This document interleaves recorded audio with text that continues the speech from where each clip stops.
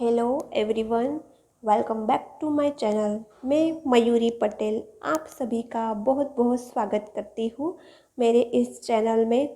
तो friends, energy receive हुई है घायल डिवाइन मस्कुलाइन की और डीएफ दोनों की, वह मैं शेयर करूँगी।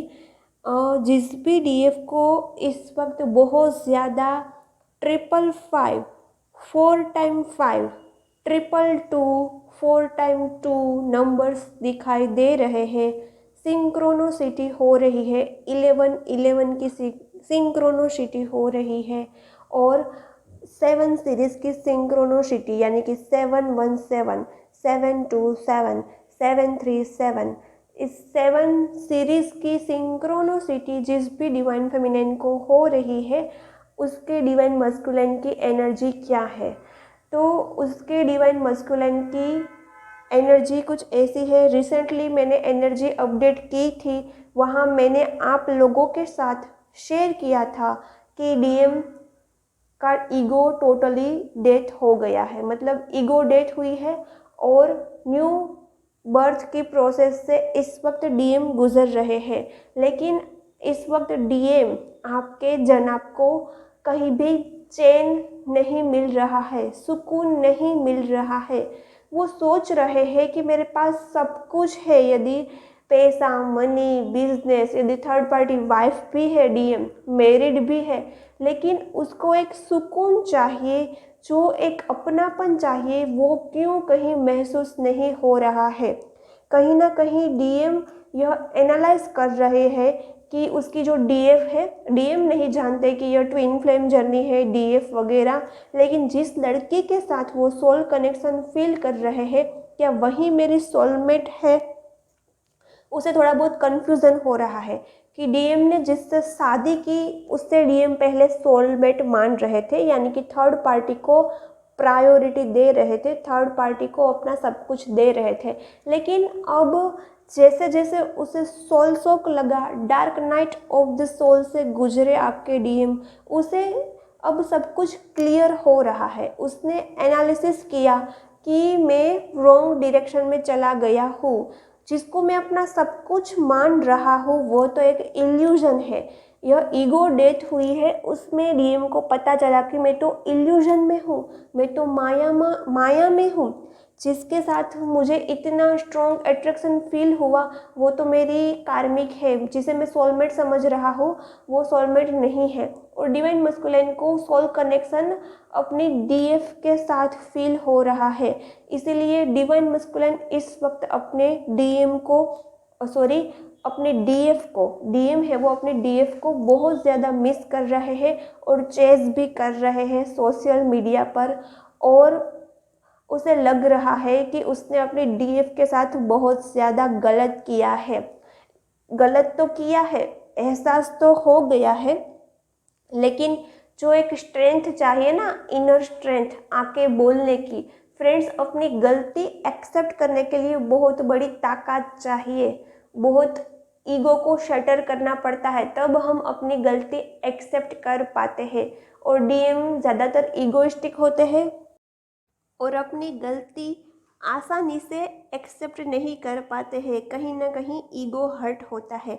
लेकिन वो अब समझ गए हैं, उसने सब एनालिसिस किया है, इसी वजह से आपने जैसे पिक्चर में देखा है कि एक डिवाइन बंदा है, उसे कैसे जंजीर से बंद कर रखा हुआ है, जंजीर ने उसे जकड़ कर रखा हुआ है, वैसा ही इस वक्त डिवाइन मस्कुलाइन फील कर रहे हैं कि मेरी थर्ड पार्टी ने मुझे बांध कर रखा था, मेरी थर्ड पार्टी ने मुझे जंजीर की तरह एक जेल में कैद करके रखा था, मुझे कोई फ्रीडम नहीं थी।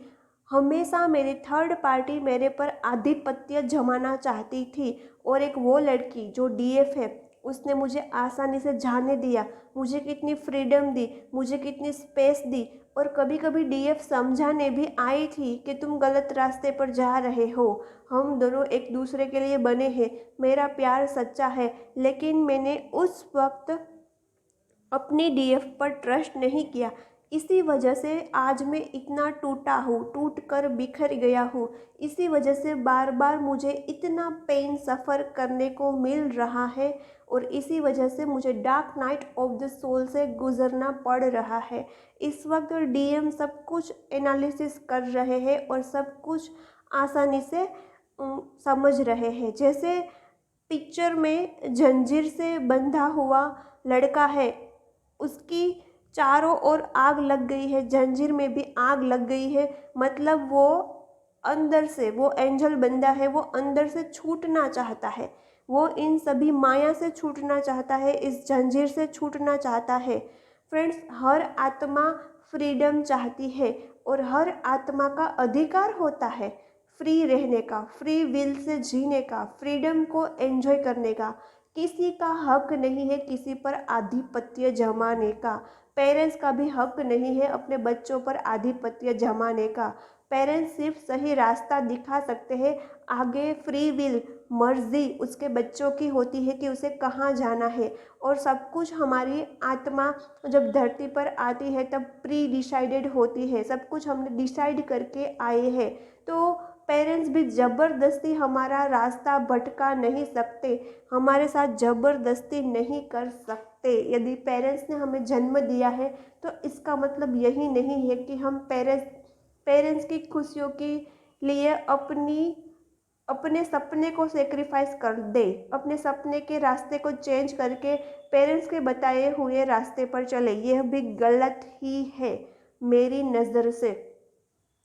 फ्रेंड्स, आप जानते हैं कि कृष्ण है, राम है, वो राजा थे, फिर भी उसने किसी पर आधिपत्य नहीं जमाया क्योंकि वो डिवाइन सोल थे, वो ईश्वर थे। जो डिवाइन सोल होते हैं, जिसमें डिविनिटी होती है, वो जानते हैं कि हमारा कोई अधिकार नहीं है किसी को अंडर कंट्रोल करने का, किसी को बांध के रखने का, किसी को जकड़ के रखने का। तो इसीलिए उसने कभी राजा जैसा बिहेव ही नहीं किया, प्रजा को एक फ्रीडम दी। तो इसी वजह से यदि नार्सिसिस्ट पेरेंट्स होंगे और आप पर आधिपत्य जमा रहे होंगे तो वो पेरेंट्स भी गलत कर रहे हैं। आपको फ्रेंड्स आपकी चॉइस को प्रायोरिटी देनी है, ना कि पेरेंट्स की चॉइस की। ओके फ्रेंड्स, आपको कौन से रास्ते पर आगे बढ़ना है वह आपको डिसाइड करना है। तो डिवाइन मस्कुलिन की एनर्जी ऐसी है और डीएफ की एनर्जी, डीएफ कभी कभी लो फील कर रही है और डीएम की एनर्जी ज़्यादा डीएफ पिक कर रही है, इसलिए कभी कभी डीएफ को भी बेचैनी फील हो सकती है। उसे ऐसा लग रहा है कि इतना इनवर्क करने के बाद क्यों सुकून नहीं मिल रहा है, लेकिन वह एनर्जी डीएफ की नहीं है, डीएम की है। इस वक्त डीएम को सुकून नहीं मिल रहा है, शांति नहीं मिल रही है। वो थोड़ा बहुत क्लेरिफाई करना चाहते हैं अपने रिश्ते को लेके, डीएफ के साथ क्या रिश्ता है, और डिवाइन कहीं ना कहीं से उसे इन्फॉर्मेशन देंगे एनर्जी की, ट्विन फ्लेम जर्नी की, जिस पर डीएम है वो ट्रस्ट कर पाए।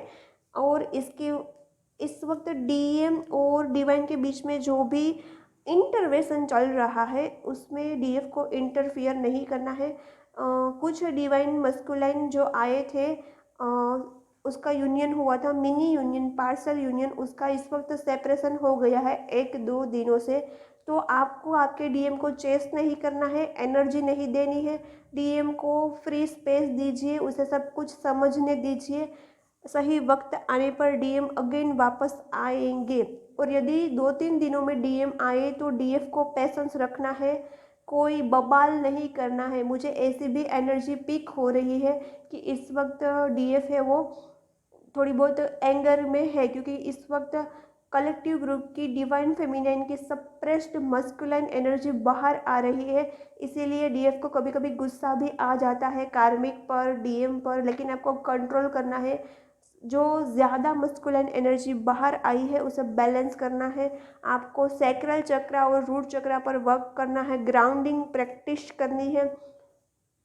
ज़्यादातर डीएफ का इस वक्त सैक्रल चक्रा भी ओपन हो रहा है।